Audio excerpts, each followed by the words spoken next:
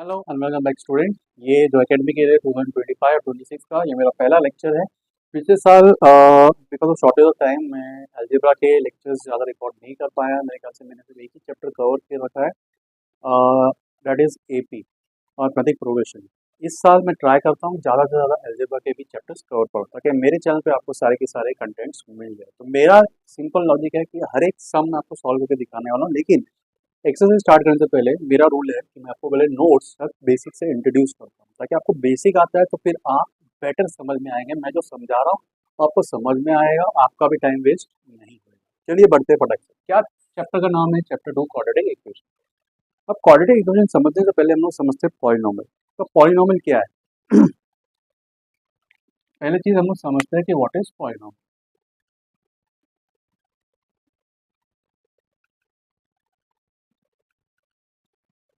Polynomial क्या होता है? ये एक तरह का अलजेब्रिक एक्सप्रेशन ही होता है। क्या होता है algebraic expression? expression algebraic expression in which index of all variables is a whole number। क्या होता है होल नंबर? यहाँ पे इंपॉर्टेंट चीज क्या है कि जो इंडेक्स होता है हर एक वेरिएबल का, that should be what a whole number. Example के तौर पे मैं ऐसा लिख के दिखाता हूँ। जैसे मैंने लिख दिया, नंबर्स में लिख के दिखाता हूँ, 3x² plus 5z⁻5 plus 10y⁻7। ठीक है ना। अब मैं इसको और इंक्रीज कर सकता हूँ, मतलब 1 2 3 4 5 कितने भी टर्म्स बना सकता हूँ। तो ये क्या बन गया? Algebraic expression. ठीक है ना। अब एल्जेब्रिक एक्सप्रेशन तो है। एल्जेब्रिक एक्सप्रेशन क्या होता है? जब हम लोग ये नंबर जो होते हैं that is what coefficient. Number क्या होते हैं students? Coefficient. This is what coefficient. तो ये नंबर्स क्या हो गए स्टूडेंट्स? कोएफिशिएंट। ठीक है ना। और ये जो मैंने अल्फाबेट्स लिखे हैं स्टूडेंट्स, दीज अल्फाबेट्स, इसे क्या बोला जाता है? वेरिएबल। ओके। अब इसके आगे मैं एक और ऐसा नंबर लिख देता हूँ, सपोज मैंने 3। अब ये 3 के पास में वेरिएबल नहीं है तो ये क्या बन गया स्टूडेंट्स? कांस्टेंट बन गया। This is what constant. इसकी वैल्यू फिक्स्ड है, 3 को 3 ही रहेगा। अब यहाँ पे अगर मैं x को बोलता हूँ 2 लो तो वैल्यू चेंज हो जाएंगी, इस पूरे टर्म की वैल्यू चेंज हो जाएंगी। इधर बोलता हूँ z की वैल्यू 3 ले लो तो पूरे टर्म की वैल्यू चेंज। y को 7 ले लो तो वैल्यू चेंज हो जाएंगी टर्म की। तो कैसे इन लोग का वैल्यू कांस्टेंट नहीं है, इसलिए ये वेरिएबल हो गया और ये वेरिएबल और ये कोएफिशिएंट हो गया। ठीक है ना। ये टर्म्स होते हैं और ये वाले टर्म को हम क्या बोलते हैं? कांस्टेंट, क्योंकि इसके बाद में वेरिएबल नहीं। ठीक है। तो बैक टू द टॉपिक। ये है क्या है स्टूडेंट? ये है अलजेब्रिक एक्सप्रेशन। अब ये अलजेब्रिक एक्सप्रेशन पॉलिनोमियल कब होएगा? ये पॉलिनोमियल कब होगा? जब जो पावर है, क्या है पावर, ये है पावर, इंडेक्स। इंडेक्स, ये जो इंडेक्स लिखा है स्टूडेंट मैंने, ये इंडेक्स 2, ये इंडेक्स 5 और ये इंडेक्स 7 क्या होना चाहिए स्टूडेंट? Whole number. क्या होना चाहिए? Whole number. अगर ये होल नंबर है तो यस हम लोग बोल सकते हैं it is what, it is what polynomial. अब बात करते हैं types of polynomial. Types of polynomial हम लोग ने, अब मैं थोड़ा शॉर्ट में करूंगा ताकि मेन जो टॉपिक है हम उससे दूर ना पहुंच जाए, उसी टॉपिक पे रहे। तो टाइप्स ऑफ पॉलिनोमियल में कौन से होते हैं? Depending on degree and depending on terms. Degree अगर आप मानेंगे तो अगर डिग्री अगर 1 है, अब डिग्री क्या होता है? सबसे बड़ा जो इंडेक्स होता है, जैसे यहाँ पे सबसे बड़ा इंडेक्स क्या है स्टूडेंट? 7। तो डिग्री क्या हो गई? 7। वन वेरिएबल की बात कर रहा हूँ, वन वेरिएबल। ठीक है। तो यहाँ पे डिग्री अगर 1 है, सबसे बड़ा जो पावर है इंडेक्स, ठीक है ना, हाईएस्ट इंडेक्स, वो क्या है? 1। तो ये कौन से टाइप का हो जाएगा? Linear polynomial. और अगर डिग्री 2 है तो ये क्या बनेगा स्टूडेंट? Quadratic polynomial. और अगर डिग्री 3 है तो क्या बनेगा? Cubic polynomial. हो गया ना। ओके। अभी टर्म्स, टर्म्स में हम लोग कैसे इसको डिफ्रेंशिएट करते हैं? ठीक है ना। टर्म्स में हम लोग डिफ्रेंशिएट करते हैं, जैसे आ गया मोनोमियल, बाइनोमियल एंड ट्राइनो। यहाँ पे एग्जांपल लिख के दिखा देता हूँ। सपोज मैंने लिख दिया x प्लस फाइव, ठीक है ना। इसका भी एक एग्जांपल लिख के दिखा देता हूँ। क्या एग्जांपल लिख देता हूँ, एग्जांपल अलग एक में लिखता हूँ जस्ट टू डिफ्रेंशिएट। जैसे मैंने यहाँ पे लिख दिया x प्लस फाइव, अब यहाँ पे पावर क्या है स्टूडेंट, वन। इसका एग्जांपल यहाँ पे लिखता हूँ, जैसे लिखता हूँ x square plus five x. अभी यहाँ पे पावर क्या है, सबसे बड़ा पावर क्या है, टू। इसका एग्जांपल लिखता हूँ x cube plus thirteen x square plus ten. यहाँ पे सबसे बड़ा क्या है, थ्री। तो क्यूबिक पॉलिनोमियल बन गया, ठीक है ना। पावर, सबसे बड़ा power, that is called degree. Monomial, monomial में सिंगल टर्म आएगा। सिंगल टर्म जैसे कि आ गया एक्स स्क्वायर।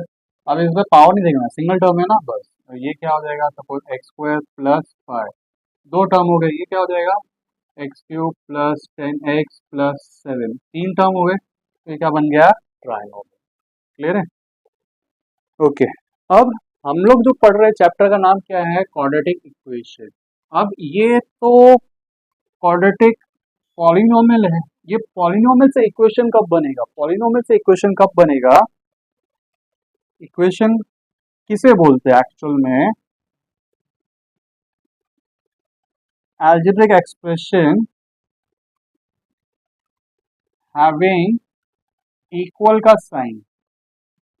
ये सिंपल लैंग्वेज मैंने बताया, एकदम टेक्निकल लैंग्वेज नहीं बोल रहा हूँ। दैट इज हैविंग इक्वल का साइन। जब इक्वल का साइन आ जाएगा तो वो इक्वेशन बनेगा। जब तक इक्वल का साइन नहीं आया तो इक्वेशन नहीं है, क्योंकि हम लोग इक्वेट करते हैं। तो इक्वेशन बनाने के लिए, बनने के लिए, बोलने के लिए हमें इक्वल का साइन चाहिए। तो जब इक्वल का साइन यहाँ पे आ जाएगा तब जाके ये बन जाएगा, क्या बन जाएगा, इक्वेशन, क्वाड्रेटिक इक्वेशन। क्वाड्रेटिक का रूल वही है, डिग्री क्या होना चाहिए स्टूडेंट, टू होना चाहिए, और क्या होना चाहिए, इक्वल का साइन। ये चीज क्लियर हो गई। अब बढ़ते हैं क्वाड्रेटिक इक्वेशन पे, अभी मेन टॉपिक पे आ रहे हैं, ठीक है। अब मेन टॉपिक क्या है student, quadratic equation.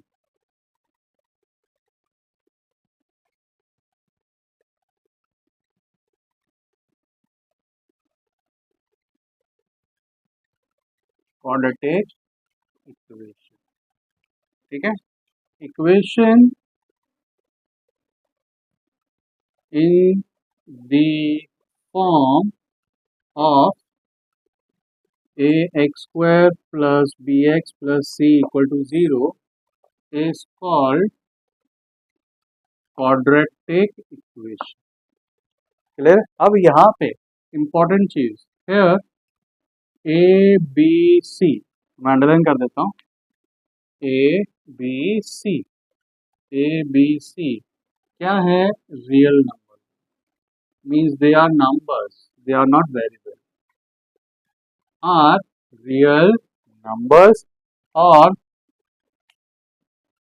X square और एक्स क्या है, वेरिएबल्स, क्या है, वेरिएबल्स, ठीक है ना। अब यहाँ पे कंडीशन क्या है, कंडीशन,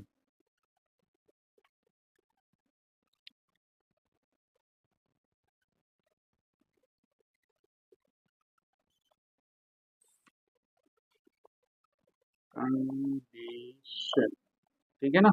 कंडीशन तो वही है, सबसे बड़ा जो इंडेक्स है, डिग्री, डिग्री टू होना चाहिए, बोले तो हाईएस्ट इंडेक्स, इससे ज्यादा नहीं चलेगा, कम नहीं चलेगा। सेकेंड, वेरिएबल, वन वेरिएबल होना चाहिए, वन वेरिएबल, एक ही वेरिएबल होना चाहिए, ठीक है। और ए कैन नॉट बी जीरो, ए कभी भी जीरो नहीं, ठीक है। तो ये तीन कंडीशन है, ये तीन कंडीशन हमें पता रहना चाहिए, तभी हम बोल सकते हैं it is a quadratic equation. Equation तो आपको पता ही है, वो तो मैं लिखने का साइन मतलब जरूरत नहीं समझता हूँ, क्योंकि स्टैंडर्ड फॉर्म मैंने आपको बता दिया। ये क्या हो गया, स्टैंडर्ड फॉर्म, ठीक है ना। मैं यहाँ पे लिख देता हूँ, this is what standard form, this is what standard form. इसे हम लोग जनरल फॉर्म भी बोलते हैं, this is general form, standard form, general.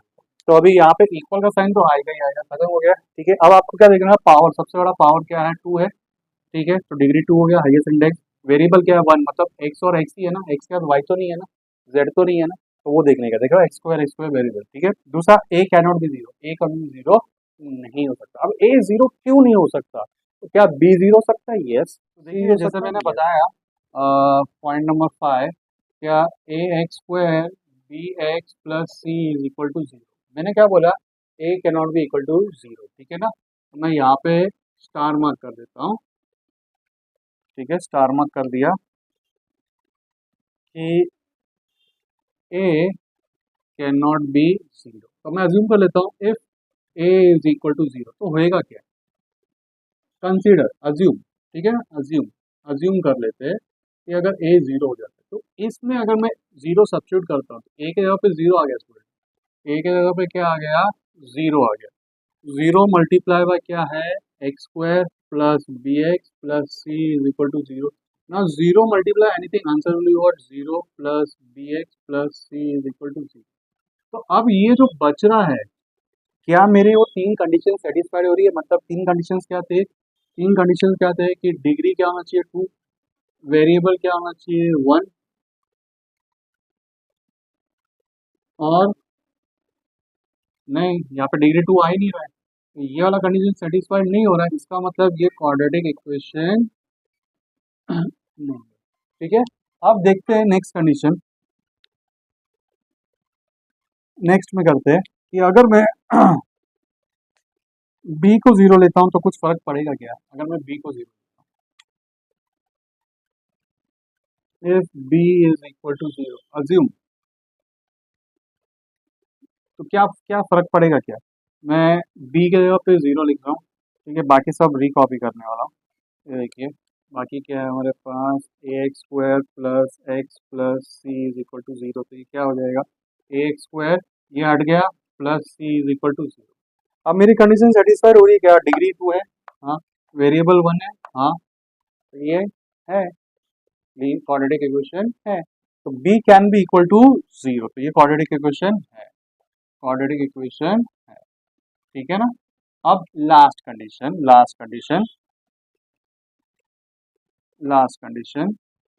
Condition में क्या लिख रहा हूं मैं, if C is equal to zero, assume, assume कर लेता हूँ, तो अज्यूम करेंगे तो सी के जगह पे स्टूडेंट मैंने जीरो लिख दिया, बाकी सबको मैं रिकॉपी कर रहा हूँ, तो क्या आएगा, a x square plus b x plus zero, इसको सॉल्व करेंगे तो हमारे पास क्या आएगा, a x square plus b x is equal to zero, ये तो जीरो ये हट गया, क्या पावर 2 है, हाँ पावर 2 है, वेरिएबल एक है, हाँ वेरिएबल भी एक है, ये क्वाड्रेटिक इक्वेशन है, इसका मतलब B can be zero, C can be zero, but A can not be zero, ये चीज क्लियर हो गई, ठीक है। तो अभी आपको याद रखना है कि नेक्स्ट जो इम्पोर्टेंट कंडीशन है, that A can not be equal C, ये आपको याद रखना है, ठीक है। अब बढ़ते हैं फटक से नेक्स्ट टॉपिक पे कि रूट्स, रूट्स किसे बोलते हैं, ठीक है, वैल्यू